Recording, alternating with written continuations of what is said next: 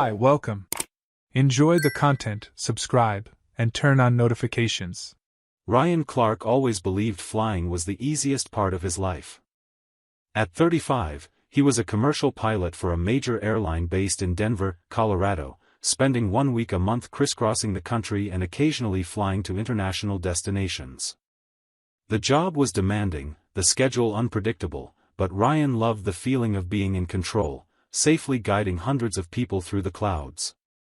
What he loved even more was coming home, to Jenna, his wife of 8 years, a talented and independent freelance architect, to Lily, his 5-year-old daughter who waited for him at the door with a smile that melted away any built-up fatigue, and often to Derek Stone, his best friend since college, a successful personal trainer and fitness entrepreneur who, over the years, had become an inseparable part of the Clark family. Derek was always around. He trained Jenna for free 3 times a week, played with Lily in the backyard, helped Ryan fix things around the house whenever he was on the ground. He was the honorary uncle, the friend who never missed birthdays, barbecues, or holidays. Ryan trusted him completely. He trusted Jenna just as much. They were the pillars of his life, the people who made his absences bearable and his homecomings truly feel like coming home. Their 8th wedding anniversary fell on a Friday in October. Ryan had planned everything in advance, adjusting his schedule to make sure he'd be home on the exact date. He returned from a 5-day trip to Miami on Thursday night, got a few hours of rest, and left early Friday morning to pick up the gift he'd ordered weeks earlier, a delicate diamond necklace, something Jenna had mentioned in passing months before as they passed a jewelry store downtown in Denver. Ryan remembered everything she said, treating each detail like flight coordinates. That night, after putting Lily to bed in her pink room decorated with ballerina drawings, Ryan set the dinner table, candles, red wine, Jenna's favorite dish, grilled salmon with asparagus and Sicilian lemon risotto, a recipe he'd learned to make especially for her. Jenna came downstairs around 8, wearing a navy blue dress Ryan loved, her brown hair loose over her shoulders. She smiled when she saw the table, but Ryan noticed something off about her smile, a hesitation, a weight he couldn't quite place at the moment. They ate dinner making small talk, about Lily, about her work, about the architecture projects she had underway. Ryan sensed that Jenna seemed distant, but he chalked it up to exhaustion. She always became more introspective when he traveled a lot. When they finished eating, Ryan stood up, pulled the small blue velvet box from his jacket pocket, and placed it in front of Jenna. She opened it slowly, her eyes widening at the sight of the necklace. "Ryan, it's beautiful," she said, but her voice lacked the emotion he'd expected. He took her hand across the table, his heart full. "You deserve this and so much more. In fact, pick anything else you want as an extra gift. Anything at all. Seriously, Jenna, anything that would make you happy." Ryan was thinking of a trip, maybe to Europe, something Jenna had always said she wanted to do. Or a remodel of her home office, which needed an update. He was ready to give her the world. Jenna lowered her eyes to their intertwined hands, took a deep breath, and when she looked up again, there was a cold resolve in her gaze that Ryan had never seen before. "I want a night with Derek." Ryan blinked, certain he'd misheard. The sound of the candles crackling on the table seemed amplified in the silence that followed. "What? A night with Derek?" Jenna's voice was steady, no hesitation. "You said anything." Ryan felt as if the floor had vanished beneath him, the same sensation he'd had once during severe turbulence over the Atlantic when the plane dropped 300 feet in seconds. But this time there was no seatbelt, no protocol, no control. He let go of her hand and leaned back in his chair. "You're kidding." "I'm not." Jenna held his gaze. "There are feelings involved, Ryan. Derek understands me in a way you haven't been able to lately. I know it sounds terrible, but before I make any decision about our marriage, I need to explore this. I need to know if it's real." Ryan's throat tightened, his thoughts jumbled. He wanted to scream, flip the table over, wake up and find it had all been a nightmare. But Jenna was right there, real, asking permission to cheat. Explore this? His voice came out hoarse, incredulous. You're talking about my best friend. The guy who's at our house almost every day. Lily's uncle. I know who he is. Jenna crossed her arms defensively. That's exactly why I'm being honest with you. I could have hidden it, lied, but I'm giving you a choice. Ryan stood up abruptly, the chair scraping against the wooden floor. He walked to the living room window, looking out at the quiet suburban street in Denver, at the neighboring houses with their lights on, normal families living normal lives. How had everything collapsed so quickly? He turned back to face Jenna. You're giving me a choice. What choice, Jenna? Between accepting being cheated on or ending our marriage? She didn't answer, just looked away. And in that glance away, Ryan felt the first real stab of cold, sharp suspicion. Jenna wasn't asking for permission. She was confessing. Or worse, she was trying to formalize something that had already been happening. Ryan took the stairs 2 at a time, his heart pounding erratically. He walked into the bedroom he'd shared with Jenna for 8 years and went straight to her nightstand, where her phone was charging. He picked it up, unlocked it with the password he'd always known, Lily's birthday, and opened the messaging app. He didn't have to search far. The conversations with Derek were right at the top of the list, more recent even than the ones she'd had with him. Ryan started scrolling through the messages, and each line felt like a knife to the chest. Can't wait for tomorrow's workout. You know it's not just about exercise. Ryan's traveling next week. We'll have time. You make me feel alive again. There were photos, shots of Jenna from angles she'd never sent him. Photos Derek replied to with explicit emojis, promises, and raw desire. Ryan kept scrolling, hands shaking, nausea rising. The messages went back months, June, May, April. The betrayal wasn't recent.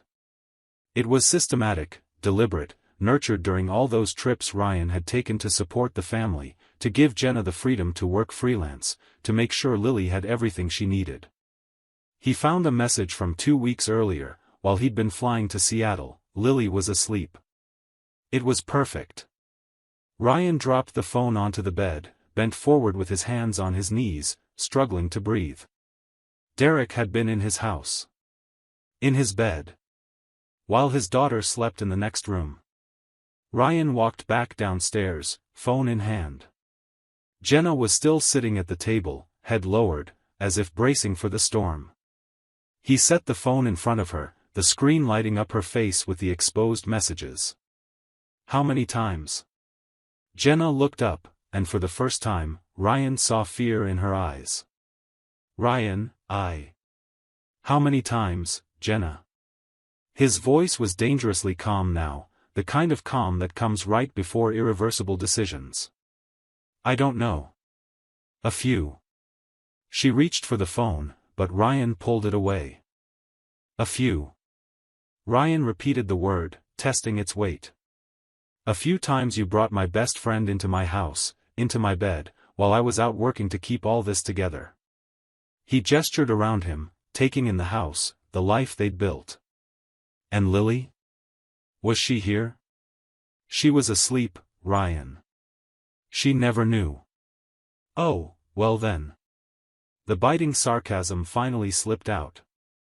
My 5-year-old daughter was sleeping just a few feet away while her mother cheated on her father. That makes it all better. Jenna stood up, tears finally streaming down her face. I didn't plan this. It just happened.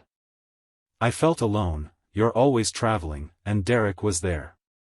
No, Ryan cut her off, voice firm. Don't put this on me.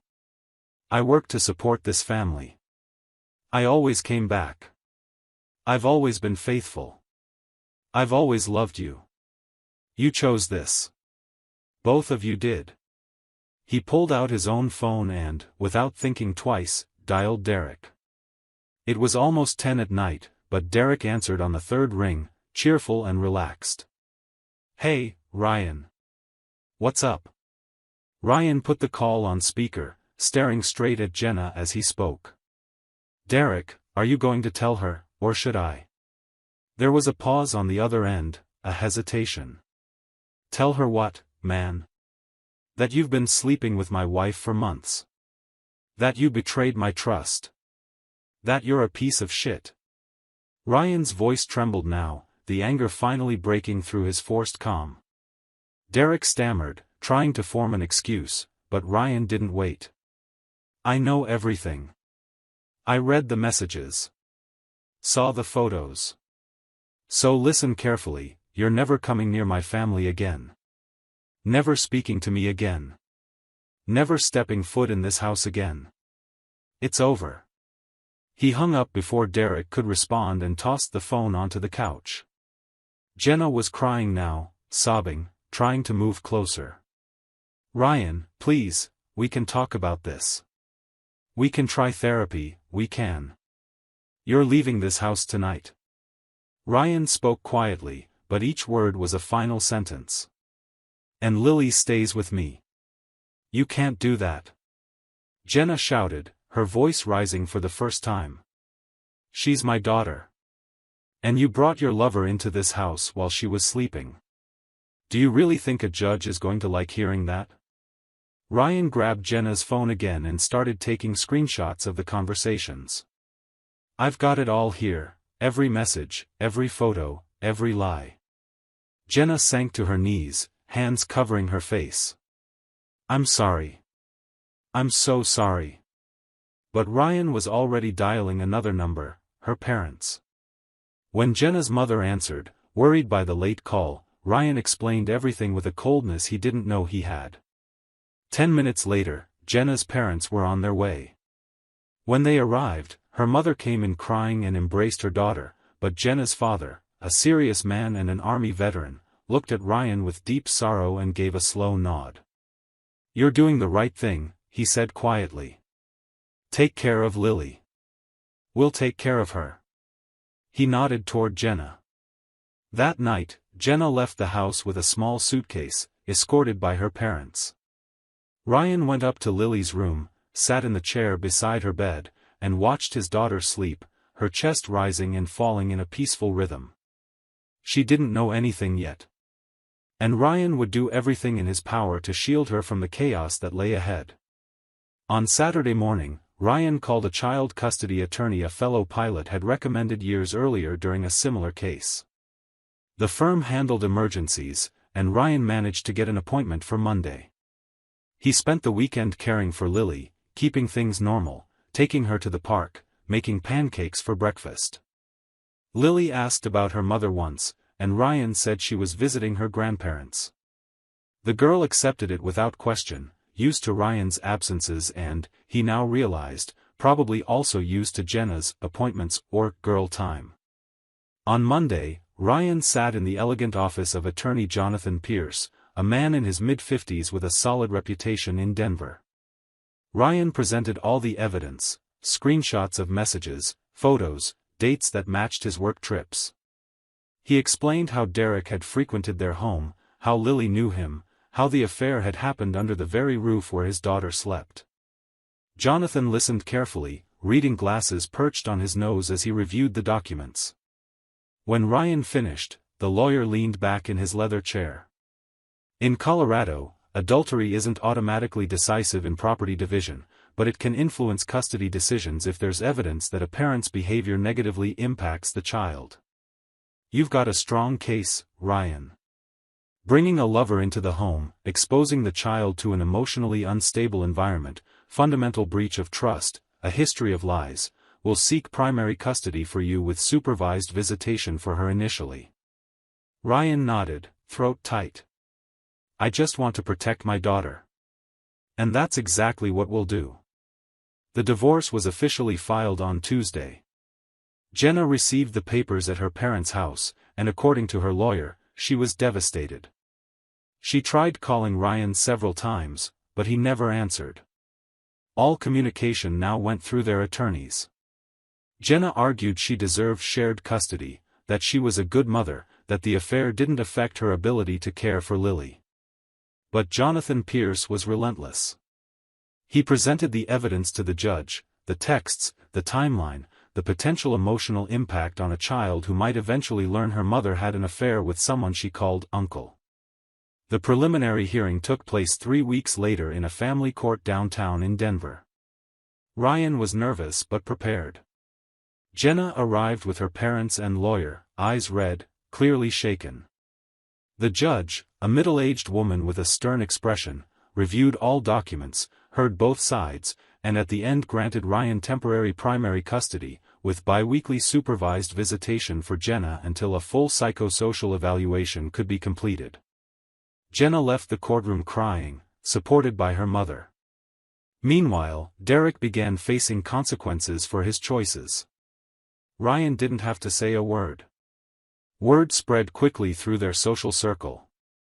Many of Derek's clients were couples, mutual friends of Ryan and Jenna, or people from the same gym. When they learned about the affair, especially that it involved the wife of a close friend and occurred while Ryan was working, many canceled their sessions. Derek tried to hold on to his clientele, offering discounts, but the boycott was quiet and devastating.